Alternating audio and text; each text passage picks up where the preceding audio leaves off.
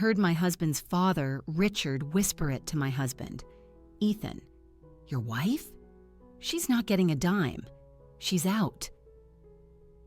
I saw my own reflection in the hallway mirror and let a small, private smile touch my lips. That very night, I was methodically transferring every last dollar into the labyrinth of offshore accounts I had so carefully prepared.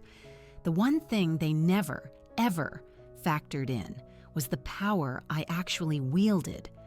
I pinpointed the exact moment my husband decided to cast me aside. It was 11:47 p.m. on a Tuesday, just as I was funneling another $60,000 into my account in Luxembourg. Richard's voice, a low rumble of entitlement, drifted from Ethan's home office as I moved silently down the corridor of our penthouse. "Your wife doesn't deserve a cent. She's out of the family." In the guest bathroom, my laptop was glowing, a constellation of open banking tabs. Every incriminating transaction from the Davenport Corporation that I had meticulously gathered was being saved to a series of encrypted hard drives. I had been moving assets for 6 solid months. This wasn't theft, it was a preemptive strike, safeguarding what was legally mine before they could strip it all away from me. Ethan's feeble, compliant response to his father was all the confirmation I needed. The Davenports believed I was sleeping soundly, blissfully unaware in our master suite. They had no idea I was already $3.5 million ahead of them in this silent war. Over the last year, the guest bathroom had become my clandestine command center. It was all white Italian marble and brushed gold fixtures, a monument to their obscene wealth. It even had a heated floor, which Ethan never realized I had learned to disable, so the electricity bill wouldn't show suspicious spikes from my late-night operations. I sat there on the closed lid of the toilet, laptop perched on my knees, my fingers flying across the keyboard with the practiced ease of someone who had rehearsed this 1,000 times. Another transfer was initiated.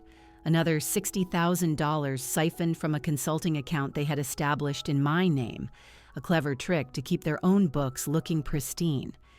Before we continue, if you've ever been made to feel invisible in your own relationship or consistently underestimated by the very people who should have valued you, I'd ask you to please consider subscribing. It costs nothing, and it helps ensure that stories like this one find their way to more women who need to hear them. Now let's get back to what Ava discovered. 6 months ago, I was a completely different woman. I was still Ava Davenport on paper, diligently playing the part of the adoring wife, but a fundamental shift had occurred the afternoon I found that first invoice. Ethan had left his leather briefcase open on our sprawling, king-sized bed in a hurry to make his tea time with Richard. A dutiful wife would have simply closed it, perhaps placed it neatly in his study. But a number had caught my eye, a figure that just didn't add up. $250,000 for logistical services from a company I'd never heard of. A quick search of the company's address led me to a P.O. box in Nevada. That single thread was all it took to begin unraveling their entire corrupt tapestry. One suspicious document led to another, a complex web of shell corporations layered over more shell corporations, all ultimately tracing back to accounts controlled by Richard and Ethan. For years, they had been bleeding Davenport Industries dry, hiding a significant portion of the stolen funds behind my name, because who would ever suspect the unassuming wife who still clipped coupons despite living in a $12 million apartment in the sky? The most beautiful part of their scheme was its sheer arrogance. Every consulting contract drafted in my name, every lavish gift from Richard for being such a wonderful addition to the family, every supposed bonus that Ethan had generously allocated to my personal account, it was all legally mine.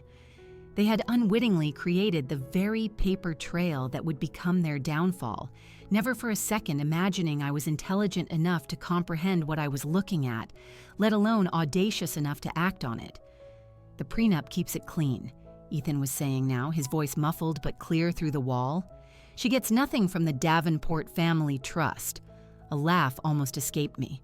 I had to cover my mouth with one hand while I initiated yet another transfer with the other. The prenup.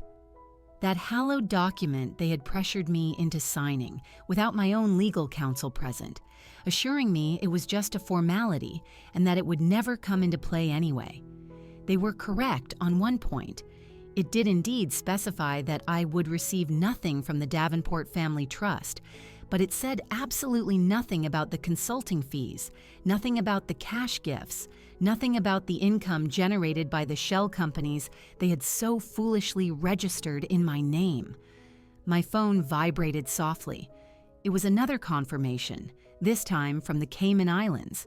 That account now held just over $900,000. It was an amount small enough to avoid triggering immediate red flags, but large enough to be significant. My accounts were spread across 15 different countries, each one meticulously structured to remain just below the mandatory reporting thresholds.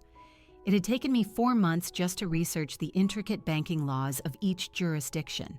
I called it my YouTube School of Finance in my head, watching endless videos on international finance and scribbling notes in a diary I kept hidden inside a hollowed-out art history textbook. It was the one book in the house Ethan would never dream of opening. When should we tell her? Ethan asked his father. After the Aperture merger closes, Richard replied, his voice firm. We'll claim irreconcilable differences. Make it seem amicable. The last thing we need is for her to get vindictive. Too late for that, Richard. Far, far too late. I closed one laptop and opened another, my backup, purchased with cash and never connected to our home Wi-Fi. This device held the real ammunition, not just bank records, but emails, audio recordings, scanned documents that proved Richard had been embezzling from his own company for more than 2 decades. This was the kind of evidence that wouldn't just interest divorce attorneys, it would fascinate federal prosecutors. They thought they were meticulously planning my professional and social execution. In reality, they were attending their own funeral, and they didn't even realize they were already dead. By the time they discovered what I had done, I would be a ghost, vanished along with every cent I could legally claim, and a significant amount they could never prove I had taken. The clock on my phone read 12:23 a.m. In less than 8 hours, Ethan would wake up, kiss me goodbye, and head to his office, never suspecting that his wife had just declared a war he couldn't possibly win. Richard would be reviewing the final merger documents, smugly confident in his plan to discard me, and I would continue to play my role as the perfect smiling wife, arranging flowers and planning dinners, hitting all my marks flawlessly. The next morning dawned just like any other lie we had been living. Ethan's alarm blared at 6:30, and I felt the bed shift as he stretched, letting out that self-satisfied groan of a man who sleeps the untroubled sleep of the guiltless. I kept my eyes closed, my breathing even and slow, maintaining my performance as the peacefully slumbering wife while my mind raced, tallying the transfers I had finalized just hours before. $3.5 million scattered across the globe like seeds that would soon blossom into my new life. Morning, gorgeous, Ethan murmured, his lips brushing against my shoulder, the same shoulder he had agreed to metaphorically strip bare just 8 hours earlier. I made a soft, sleepy sound, turning towards him with a drowsy smile that had taken me years of practice to perfect. He was already out of bed and heading for the shower, whistling a tune, his mind likely on the merger, the money, and everything else but the woman he had married. I waited until the sound of running water filled the apartment before I rose. My reflection in the bedroom mirror showed no trace of the previous night's clandestine activities. Same face, same woman who had stood in front of this very mirror in a wedding dress 7 years ago, naively believing in forever. But now, I saw what had been there all along, the subtle shadows under my eyes from years of pretending not to notice his indiscretions, the faint tension in my jaw from swallowing insults, the carefully composed posture of someone constantly performing for an audience that had no intention of applauding. I heard the shower turn off and busied myself by selecting Ethan's tie for the day. The navy blue Armani with the subtle silver pattern, the one that brought out the color of his eyes. The same eyes that had looked at me with such apparent sincerity when he promised to love and cherish me. I laid it on the bed beside his freshly pressed shirt, the perfect wife still carrying out her perfect duties. "You're up," Ethan noted, emerging from the bathroom with a towel knotted at his waist. "Couldn't sleep," I replied, which was technically true. "Thought I'd make you breakfast before your big day. The Aperture meeting is this morning, isn't it?" His eyes sharpened for a fraction of a second. "How did you know about that?" "You mentioned it last week," I lied smoothly. I had actually seen it on his open calendar right next to a series of emails about transitioning Ava out of the Picture Post merger. "Right, of course." He relaxed, starting to dress. "Actually, skip breakfast. I'll get something at the office. Dad wants to prep before the meeting." Dad. He still called Richard Dad, as if he were a 12-year-old boy desperate for approval. After 7 years of marriage, I had never graduated beyond being called Ava by Richard. Never daughter, not even dear, just Ava, said with the same flat intonation one might use for the household staff. I went to the kitchen anyway, needing the familiar routine to keep my hands from shaking. The penthouse surrounded me, a cold expanse of glass, marble, and curated art I'd had no input in choosing. The kitchen alone was larger than the entire Bronx apartment I'd grown up in, a temple to excess where I had learned to prepare elaborate meals for people who viewed me as little more than a necessary inconvenience. The coffee maker hissed to life, filling the air with the scent of Ethan's pretentious Ethiopian blend, $70 a pound because ordinary coffee was apparently beneath the Davenport palate. I made myself a cup of the cheap instant coffee I kept hidden behind a bag of organic Frike. It was my one small, daily act of rebellion. It tasted like reality, bitter but honest. Ethan appeared 20 minutes later, fully armored in his uniform of expensive wool and ingrained entitlement. I handed him his coffee in a monogrammed travel mug and watched him glance at his watch, the Rolex Richard had given him for making partner, a timepiece worth more than most people's cars. "I might be late tonight," he said, his gaze fixed on the elevator button. "The merger details are complex, of course," I said. "I'll have dinner ready whenever you get home." He paused at the door and turned back, looking at me. For a fleeting moment, something crossed his face. Was it guilt? Or perhaps just irritation that I was still here, still playing my part when he had already written me out of the script. "Ava." "Yes?" He just shook his head. "Nothing. Have a good day." The door clicked shut behind him with the expensive, muted thud of precision engineering, leaving me alone in our $12 million cage. I stood there for a long moment, clutching my cup of instant coffee, feeling the immense weight of what was to come. Then I walked to the window, gazed out at the city 40 floors below, and raised my mug in a silent toast to the skyline. "You have a good day too, Ethan," I whispered. "Enjoy it while it lasts." The city below looked different from 40 floors up, now that I'd made a decision that would unravel everything.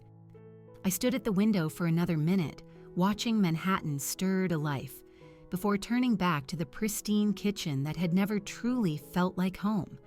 Confirmation emails were already pinging on my phone. Each one was a small note of victory. Deutsche Bank, Luxembourg, transfer received. Credit Suisse, Cayman Islands, account activated.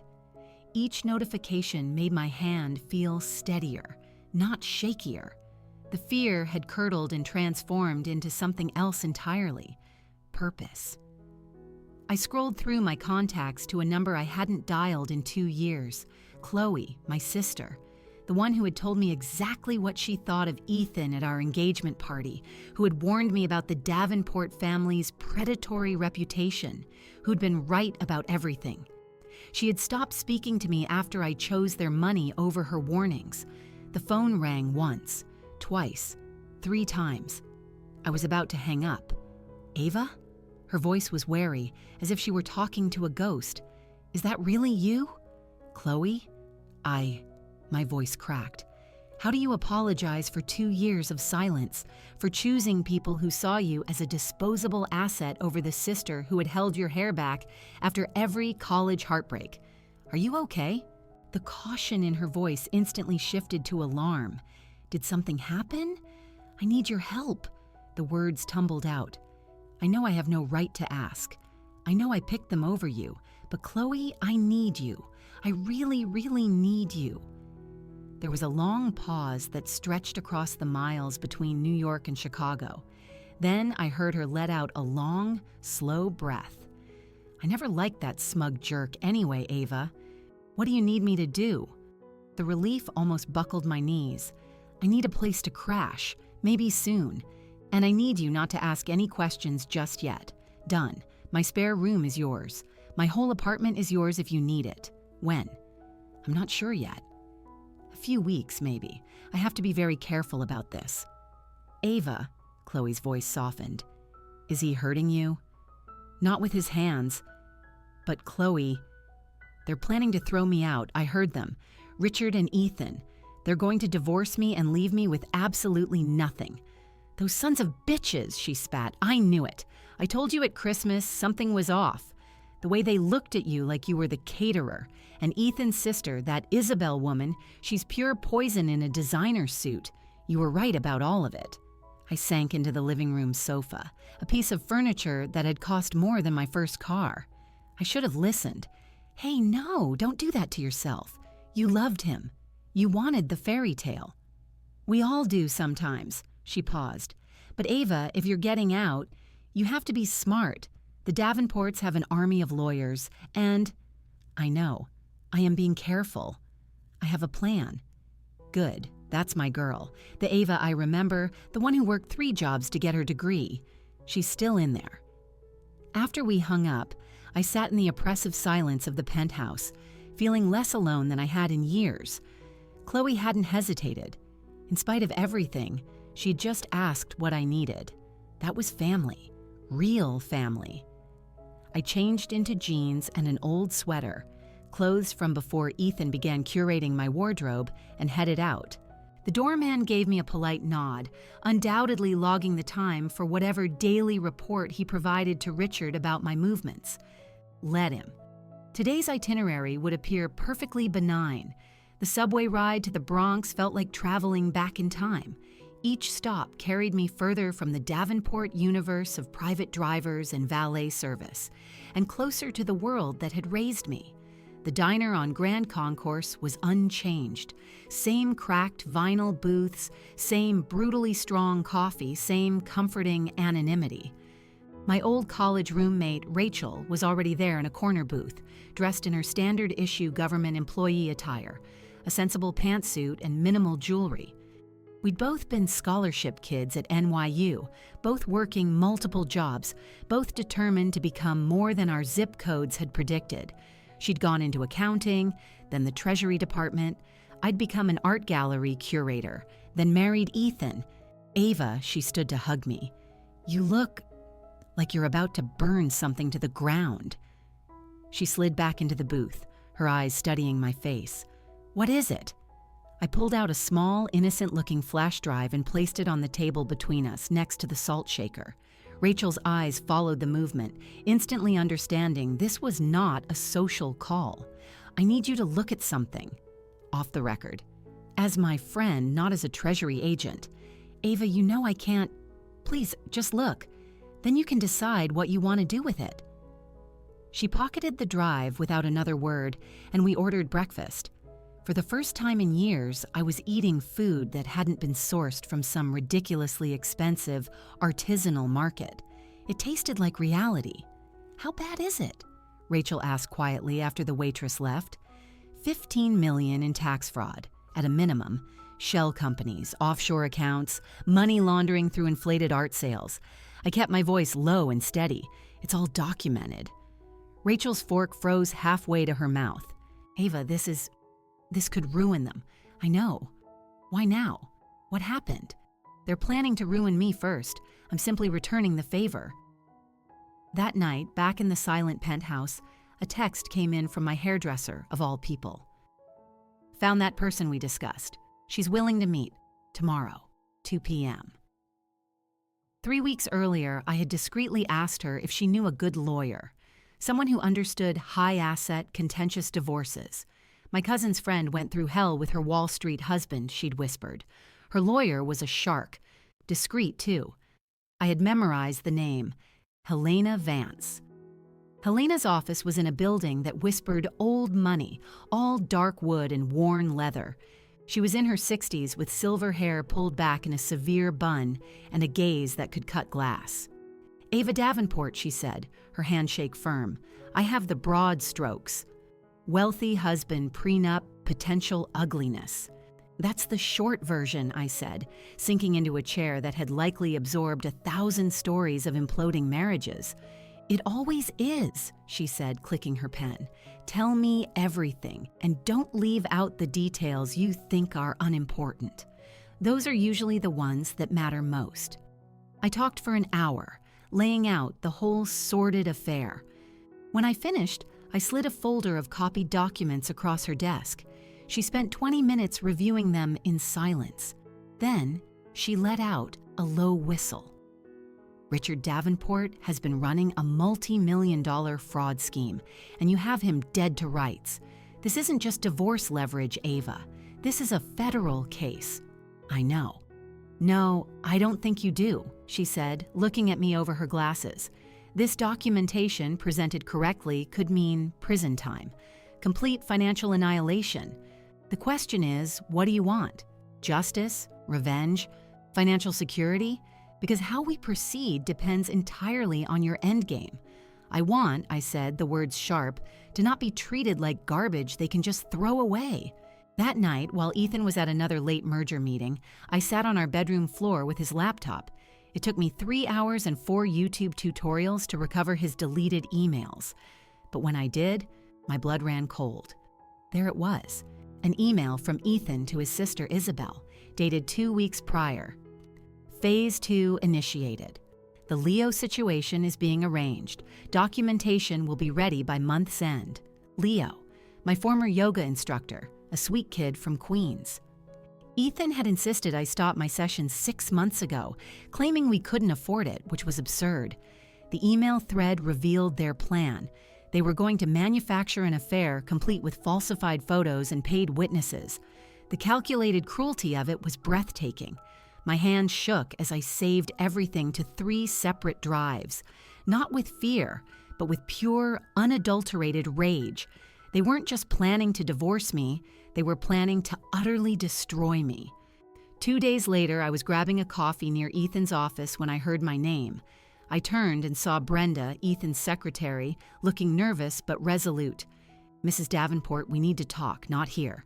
The park across the street. 5 minutes." She was waiting on a bench, clutching a manila folder like a life preserver. "I've waited 20 years for someone to take down Richard Davenport," she said without preamble. "He destroyed my father's business in a hostile takeover. My dad had a heart attack 6 months later." She handed me the folder. Inside were the real ledgers, not the sanitized versions shown to the board. The scope of the fraud was staggering, stretching back 2 decades. "I've been collecting this for years," she said, "waiting for the right person. You're going to destroy them, aren't you?" "Yes." "Good," she said, handing me a card with a single Gmail address on it. "Email me here. I'll send you everything else. They think I'm just part of the furniture. They have no idea what I know." She left as quickly as she'd appeared, leaving me holding enough evidence to bury the Davenport empire twice over. The final confrontation was a performance I had rehearsed in my head for weeks. I sent a simple text to Ethan. "Can we meet for lunch? Richard should come too. There's something important we need to discuss about the family finances. 1 p.m. at his club." He called immediately, his voice tense. "What's this about, Ava?" "I found some documents while organizing your office," I said, my voice a mask of naive concern. "I think there might be a problem with some of the tax filings. I'd rather discuss it in person." There was a long silence. "We'll be there." I chose the sapphire blue dress, the one Ethan had bought me for our anniversary, then told me it made me look like I was trying too hard. Today, trying too hard was exactly the point. Let them think I was desperate, overreaching, about to embarrass myself. Richard's private club was a fortress of privilege. They were already seated in a private dining room, champagne poured. "Ava," Richard said, not bothering to stand, "Ethan says you found something concerning?" I sat down and placed my own manila folder on the white tablecloth. I did. Though concerning might be an understatement. Richard actually chuckled.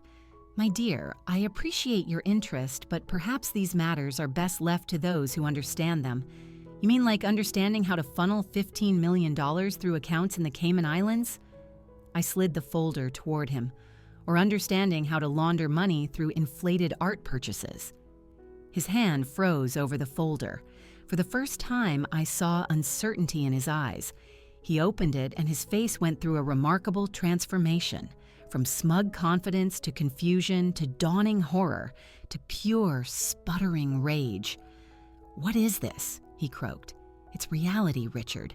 Every offshore account, every falsified valuation, all with your signature."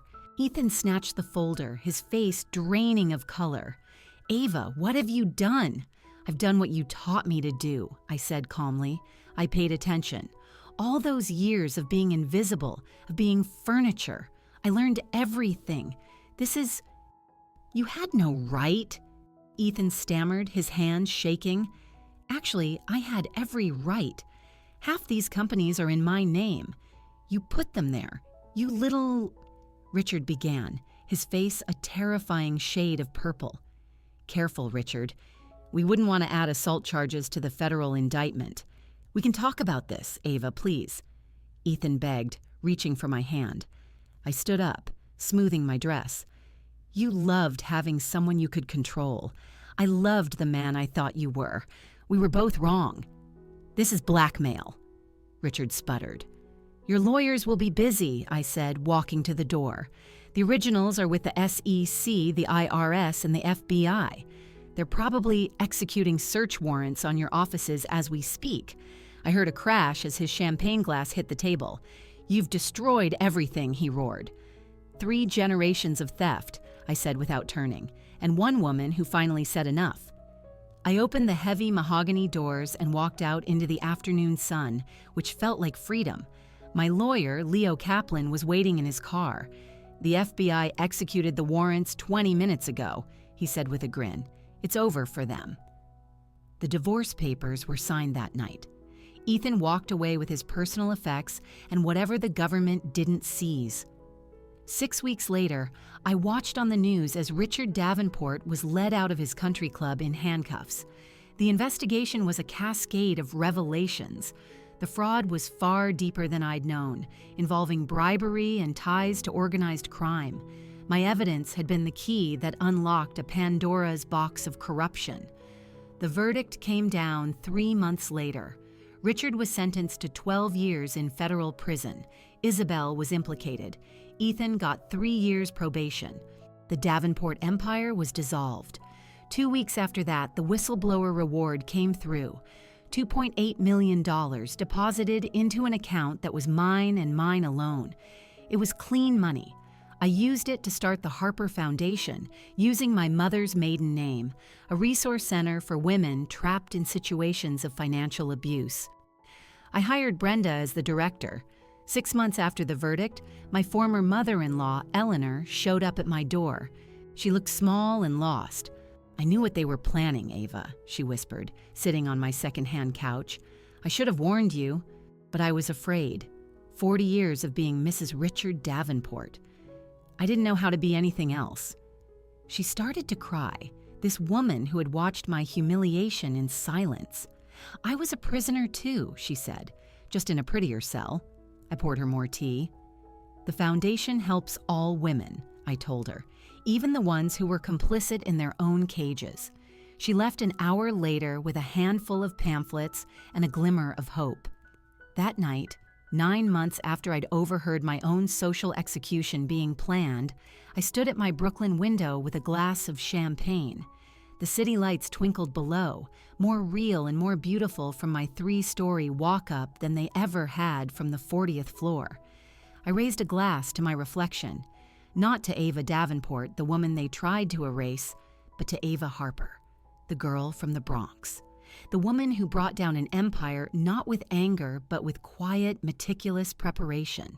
They had handed me the weapons, taught me the strategy, and never once imagined I was learning their game better than they ever played it.